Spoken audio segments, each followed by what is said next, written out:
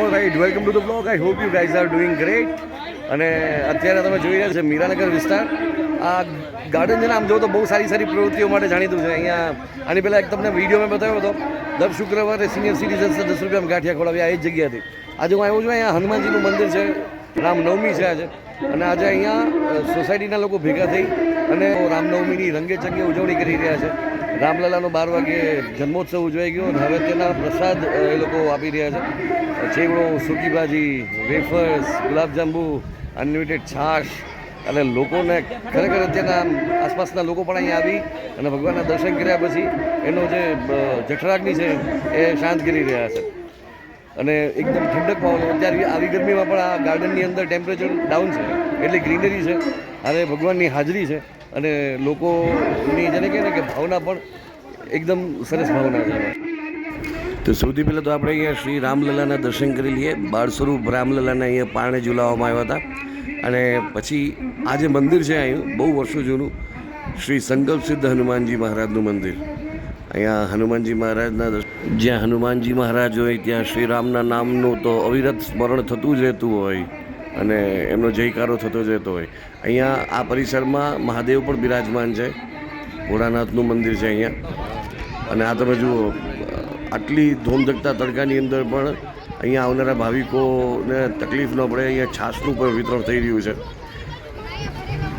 છાશ એની સાથે આવનારા બધા ભાવિકોને અહીંયા બહુ આગ્રહ કરીને પ્રસાદ પણ આપવામાં આવતો હતો. સૂકી ભાજી સાથે ચેવડો, વેફર્સ, ગુલાબજાંબુ એનો ભોજન પ્રસાદ જે છે આજે આપવામાં આવ્યો હતો. આજે અહીંયા સવારથી લઈને સાંજ સુધી કાર્યક્રમો રહેવાના હતા. સાંજે મહાઆરતીનું પણ આયોજન કરવામાં આવનાર હતું.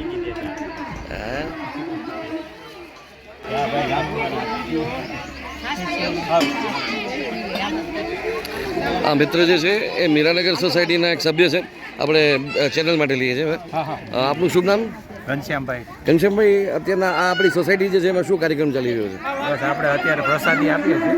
12 વાગે મહાઆરતી કરી અત્યારે બધા આખા સોસાયટીને જે આવે એટલે બધાને પ્રસાદી આપો. અચ્છા, બહારથી પણ કોઈ આવતો હોય? બધાને પ્રસાદી આપો. પ્રસાદમાં શું શું છે?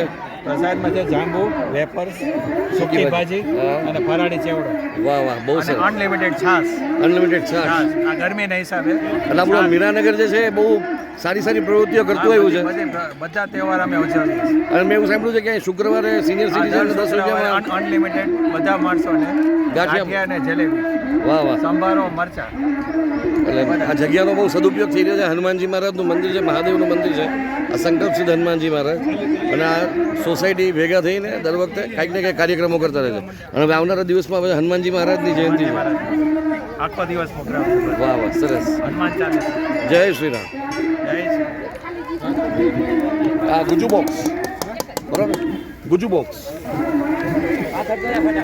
હા, એક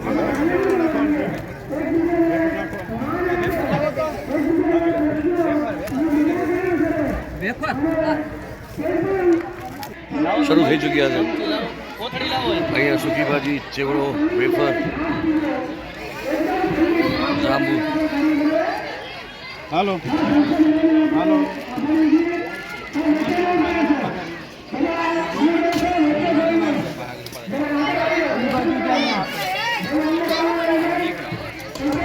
સૂકી ભાજી નાખજો, આમાં સૂકી ભાજી નાખજો. ચમચી મૂકજો ભાઈ, ચમચી. અહીં સોસાયટીના 5, 25 કે 50 લોકો નહીં, ધીમે ધીમે કરીને સેંકડો લોકો ભેગા થઈ ગયા હતા અને રામલલાના જન્મોત્સવની ખૂબ જ સરસ રીતે ભાવપૂર્વક ઉજવણી કરી હતી. અને અહીંયા આવનારા દરેક લોકોને આગ્રહથી પ્રસાદ પણ આપવામાં આવ્યો હતો.